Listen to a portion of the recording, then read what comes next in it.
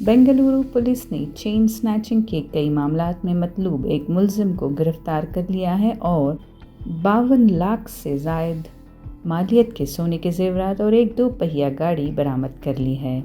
16 जून 2025 को Girinagar police station हुदूद की एक खातून ने शिकायत दर्ज कराई कि शाम 8:30 बजे के करीब जब वो फूल तोड़कर वापस घर लौट रही थीं तो एक नामालूम शख्स ने पता पूछने के बहाने उनकी गर्दन से सोने की चेन छीन ली और मोटरसाइकिल पर फरार हो गया।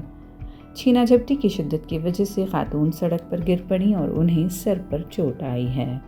पुलिस ने सुराग रसानी करते हुए 23 जून को हुस्केरे हल्ली डिसूजा नगर से एक मुश्तबा शख्स को गिरफ्तार किया।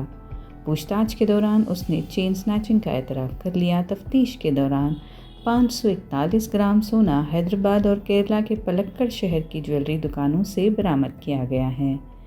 मुलजिम का ताल्लुक बेंगलुरु के मुख्तलिफ पुलिस थानों में दर्ज 10 चेन स्नैचिंग केसेस और बेल्लारी ज़िले के कोल बाज़ार पुलिस स्टेशन में दर्ज एक दिन दहाड़े डकैती के केस से भी जोड़ा गया है, जिनमें गिरिनगर, कोडिगेहल्ली, संजय नगर, यलहंका न्यू टाउन, केंगेरी, कोननकुंटे, तिलक नगर, बनशंकरी, बेगूर, बैटरायनपुरा, कोल बाज़ार ज़िला बेल्लारी डकैती शामिल हैं। 7 जुलाई 2025 को मुलजिम को अदालती तहवील में भेज दिया गया है। ये कार्रवाई deputy commissioner of police south Lokesh Bharamappa Jaglasar और assistant commissioner of police V V Puram Shamid Badshah की निगरानी में inspector Satish Kumar U Girinagar police station और उनकी टीम ने अंजाम दी। There is a case registered in Girinagar police station limits wherein an accused by name Ghani, he has been arrested and more than 10 chain snatching cases have been detected.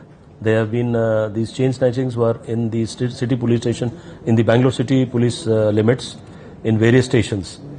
This particular accused is involved in more than 160 odd cases of such chain snatching in previous years and some other cases also. So it is a serious issue why every time he is committing like this. So we have discussed this with our crime team and our officers, senior officers have been told that he should not repeat this offence and take into consideration all these things. We have stricter sections we can book against him. As of now, in this case, total value of 52.89 lakh worth of gold and a two-wheeler has been recovered from his possession. This full incident, can you give some detail? Pardon?